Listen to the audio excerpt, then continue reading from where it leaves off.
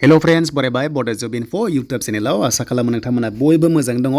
दा मोनसे big update सफैबाय जायनोखि नोंथांमोना CMनि राङारि अनसुंथाइ एबा युथ्सनि राङारि अनसुंथाइखौ नेबाय थादोंमोन। दा बिनि फाइनाल फर्म साबमिटनि डेट ओंखारबाय आरो लोगोसे दायो लिंकआ एक्टिभबो जाबाय। स' नोंथांमोननि 2 लाखनिफ्राय जागायनानै 5 लाखसिम नोंथांमोना मोनगोन माखासे 50% फ्रियावहाय साबसिडियाव।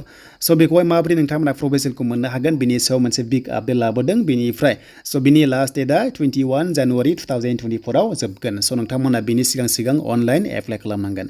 दाखालि जायफ्रा रेजिस्टार खालामदों बिथांमोनाल'सो मोनगोन, गोदान दायो जाया।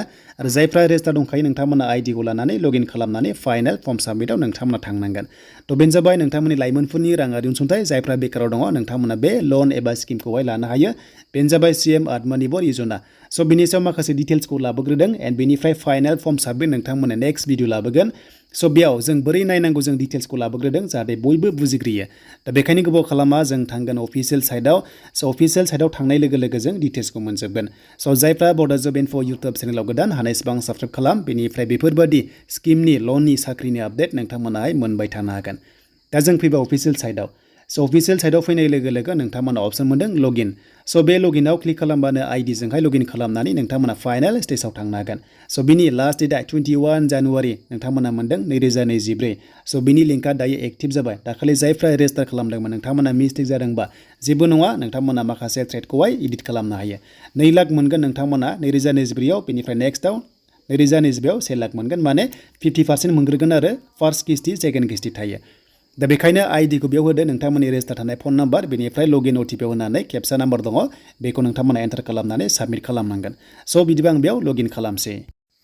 दा जोङो लगइन खालामनाय लोगो लोगो नोंथांमोना अप्शन मोनदों बेयाव नोंनि डेशबर्ड ओंखारबाय। स' बिनिफ्राय बेखौ नोंथांमोना लग आउट खालामनांला। देन बेनिफ्राय मा खालामनांगोन, एप्लिकेसन नोंथांमोना फाइनाल स्टेजाव थांनोबा एप्लाइ फर एप्लिकेसन मोनसे अप्शन मोनदों। स' बेयाव नोंथांमोना क्लिक खालामनांगोन। अके, स' बेयाव क्लिक खालामबासो नोंथांमोना फाइनाल स्टेजाव थांनो हागोन।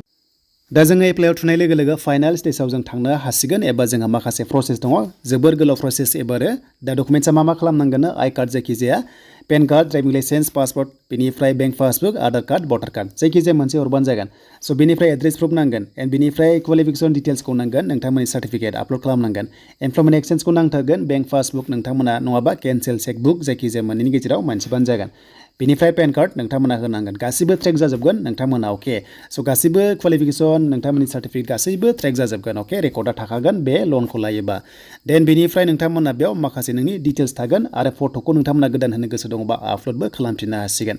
स' बेखौ नोंथांमोना जाहाथे गोदानै खालामनो गोसो दङबा खालामबानो जाबाय। आपल'डखौहाय सिगां खालामनायखौ जुदि होलाबा स' बेनिफ्राय नोंथांमोना डिटेल्सखौ बेयाव नायनोसै। स' दानिया डाइरेक्ट नोंथांमोना मोनगोन नोंनि एड्रेसा जोबखांनानै बेबायदि मोनगोन बेंक डिटेल्स। स' बेंक डिटेल्सआव नोंथांमोननि एकाउन्ट नाम्बारखौ बेयाव एन्टार खालामनांसिगोन। बेवहाय कमार्शियेल लिरथाराखै, नाथाय नोंथांमोना जायखिजाया होनो हागोन बादि बेयाव मोनदों बेंक डिटेल्सआवहाय।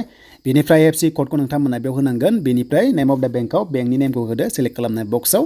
स' बेनिफ्राय ब्रान्च नेमखौहाय हमना ला नोंथांनि SBIनि ब्रान्चआ मा बेखौ होबानो जाबाय। एन्ड बेनिफ्राय एड्रेस अफ दा बेंक, बे बेंकआ बबेयाव दङ एड्रेसखौ नोंथांमोना जेराव दङ बेखौ नोंथांमोना लिरना होबानो जाबाय, जेबो प्रब्लेम गैया बेयाव। एन्ड नेक्स्टआव नोंथांमोना मोनगोन माखासे बिजनेस लाइनावहाय।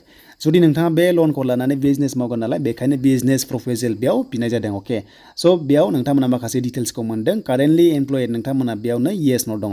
जेरावनोखि गोजा नाम्बार बेखौ नोंथांमोना कम्पालसरि फिलआप खालामनांगोन। स' नोंथांमोना जुदि कारेन्टलि मावगासिनो दंखायोबा येस होदो। बेनिफ्राय बबे मावदों नोंथांमोना एमप्लयार नेमखौहाय बेयाव होनांसिगोन आरो बेनिफ्राय प्राइभेट, सेमि गभर्नमेन्ट बा सेल्फ नोंथांमोना बेयाव सेलेक्ट खालामबानो जाबाय। बेनिफ्राय एड्रेसखौ नोंथांमोना बेयाव एन्टार खालामनांगोन। जुदि रावबो जेबो मावखायाखै बेकारै दंखायोबा नोंथांमोना न' होबानो जाबाय। आरो जुदि न' होयोबा नोंथांमोना बेयाव जेबो लिरनो गोनांथि गैया। स' बेखौ न' होबाय। बेनिफ्राय नोंथांमोना बेयाव फार्स्ट टाइम मोनसे अप्शन मोनदों, बेखौबो नोंथांमोना येस होनो हागोन जुदि फार्स्ट टाइम बा। जुदि नोंथांमोना फार्स्ट टाइम नङाबा न' होयोबा बेयाव नोंथांमोना प्रिभियासआव मा मावदोंमोन, बबे सेक्टराव मावदोंमोन, हमना ला फार्मिङा दंखायो नामा बेखौहाय बुंनाय जादों सिम्पल वार्ड्सआव। जाय नों मावनो सानदों बे दंखायोमोन अब्ला नोंथांमोना येस होनानै बेखौ होनो हागोन। एन्ड बेनिफ्राय जुदि गैयाबा डाइरेक्ट नोंथांमोना बेखौ येस होनो हागोन। स' बेनिफ्राय बिजनेस एक्टिभिटियाव एक्जिस्टिं माने थाखानायखौ फोरमायदों। जुदि दंखायोबा नोंथांमोना येस होनानै आसामाव दङ ना आसामनि बाहेरायाव दं आरो माब्लानिफ्राय दं बेखौ नोंथांमोना होनो हागोन। स' बिनिफ्राय खायसे खायसे थाखाया अब्ला नोंथांमोना प्रप'जाव होनांगोन। स' नोंथांमोना प्रप'जाव होनाय लोगो लोगो बेयाव नोंथांमोना माब्लानिफ्राय जागायगोन बेखौहाय बुंदों।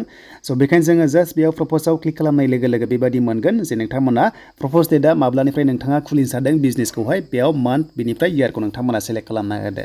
दा हमना ला 2023 एबा 24निफ्राय नोंथांमोना जागायगोन, बेयाव जास्ट नोंथांमोना सेलेक्ट खालामबानो जाबाय।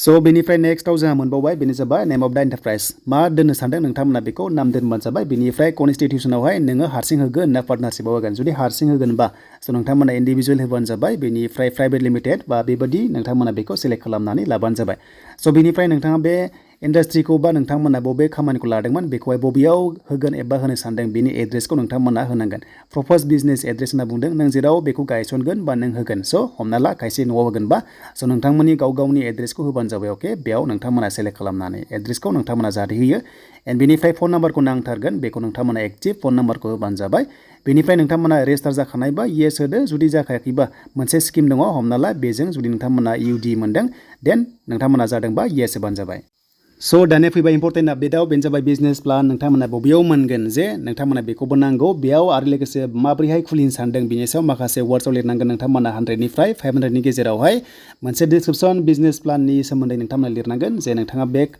स्किमखौ लानानै मा मावनो सानदों बोरै मावगोन दा माबोरै मेनेज खालामगोन बिनि सायाव इंलिशनि एसे लिरनांगौ बेखौ जाहाथे नोंथांमोना सोलोंनानै लिरबानो जाबाय बेनिफ्राय सेक्टरा नोंथांमोना सिगां रेजिस्टार खालामनायाव माखौ लादोंमोन बेयाव गोबां रोखोमनि थायो स' बेखौ नोंथाङा जुदि चेन्ज खालामनो गोसो दङबा नोंथांमोना डु इउ वान्ट टु चेन्ज द सेक्टर बेयाव मोनसे येस अप्सन मोनदों येस होनानै नोंथांमोना सेलेक्ट खालामनो हायो जुदि सेलेक्ट खालामाबा नोंथांमोना न'खौ होबानो जाबाय जुदि चेन्ज खालामनो गोसो दङबा नोंथांमोना सेलेक्ट खालामनो हागोन आरो बेयाव जास्ट नोंथांमोना बेबादि मोनगोन जास्ट एग्जाम्पल दे बेनिफ्राय जुदि जेबो चेन्ज खालामाबा नोंथांमोना न' होबानो जाबाय एन्ड बेनिफ्राय सेलेक्ट साब सेक्टरावहाय नोंथांमोना बेयावनो मोनसे माखासे सेक्टर मोनदों बेखौ सेलेक्ट खालामना लादो गाव गावबागाव जेराव नोंथांमोना इन्ट्रेस्टेड दङ बा नोंथांमोना ब्रयलार फार्मिं खालामनो गोसो दङबा नोंथांमोना बेफोरबादि बा पल्ट्रि फिड प्रडाक्सन डायरी फार्मिं गोबां रोखोमनि दङ नोंथांमोना बेयाव सेलेक्ट खालामबानो जाबाय स' बे नोंथांमोननि सायाव थाबाय जास्ट एग्जाम्पल दा जोबोद लं प्रसेस मानोना गोबाव टाइम लागोन नोंथांमोना A to Z एप्लाइ खालामनांगौबा स' बेखायनो नायनाय जाहाथे गाव गावबागाव मोजाङै सानै हयै जाहाथे खालामो स' दानिया फैबाय प्रजेक्ट रिपर्टआव एबा नोंथांमोना प्रजेक्टनि माखासे डिटेल्सखौ नांगोन बेखायनो नोंथांमोना प्रजेक्ट रिपर्ट मोनसे मोनदों जुदि गैयाबा नोंथांमोना लिरखानाय गैयाबा मा खालामनांगौनो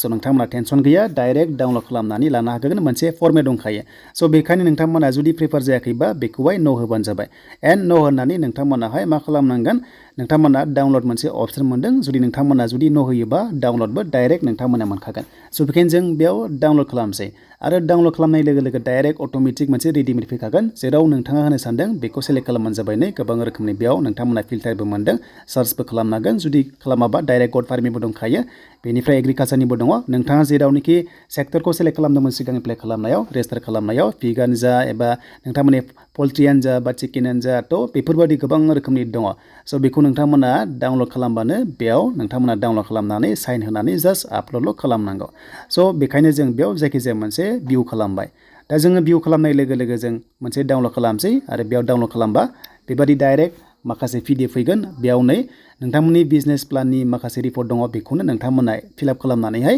जास्ट नोंथांमोना आपल'ड खालामनांगौ स्केन खालामनानै जोबनाय प्रसेस दं स' बेखायनो बेखौ नायदिनै माखासे एस्टिमेट दंखायो बेसेबां बाजेटनि खालामनांगौ खालामनाङा स' बेयाव गोबां रोखोमनि दङ बेयाव गासैबो एस्टिमेट दंखाजोबो बेनिफ्राय गाहायाव फैयोब्ला नोंथांमोना साइन खालामनांगोन आरो साइन खालामनानै आपल'ड खालामनांगोन बेखौहाय स' बेवहायनो नोंथांमोना मोनदों सिगनेचार अफ द केन्डिडेट स' नोंथांमोना बेखौ जाहाथे नायो थ' बेनिफ्राय जों बेक थांफिनसै एन्ड बेक थांनाय लोगो लोगो नोंथांमोना माखासे डिटेल्स मोनबावगोन स' बेनिफ्राय बे प्रजेक्टखौ मावोबा नोंथांमोना 1 लाखनिफ्राय हमना ला 5 लाखनि गेजेराव जानांगोन बेखौ सेलेक्ट खालामदो देन बेनिफ्राय माखासे बक्सआवहाय गोजा नाम्बार गैयाबा बेखौ होथारलायनाङा स' बेनिफ्राय लेन्डनि माखासे डिटेल्स दङ येस न' जुदि येस होयोबा मा फैगोन जों डिटेल्सखौ नायगोन स' नोंथांमोना भिडिअ नायलांबाय था एसे गोलाव जागोन एक्जिस्टिं लेन्ड दंखायोबा नोंथांमोना सेलेक्ट खालामनांगोन बेयाव गावनिना नोंथांमोना गावनिबा अन होबानो जाबाय बेनिफ्राय रेन्टबा आदिबा एबा नोंथांमोना जायखिजाया भाराबा बेखौहाय होनो हागोन स' नोंथांमोना बेखौहाय नोंथांमोना जाहाथे गावनिखौ होयो अनाव होयो स' बिनिफ्राय लेन्डनि डकुमेन्ट्सबो नोंथांमोनाहाय आपल'ड खालामनांगोन प्रुफ हिसाबै गोबां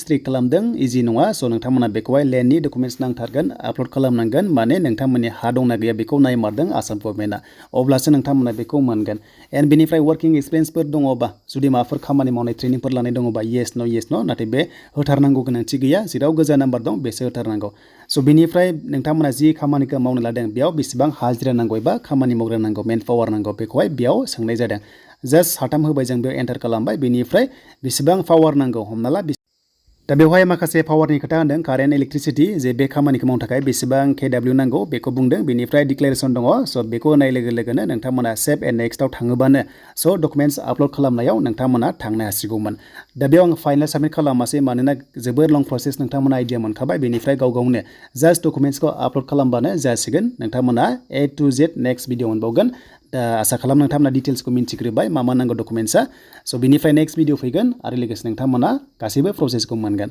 स' बेनिफ्राय लासै लासै खालामबानो जाबाय गोबां माने लं प्रसेस दङ जोबोर लं प्रसेस आरो इजियाव मोननाय नङा बेखौहाय गोबां डकुमेन्ट्स बिदों स' बेखायनो नोंथांमोना जाहाथे गासैखौबो रेडि खालामो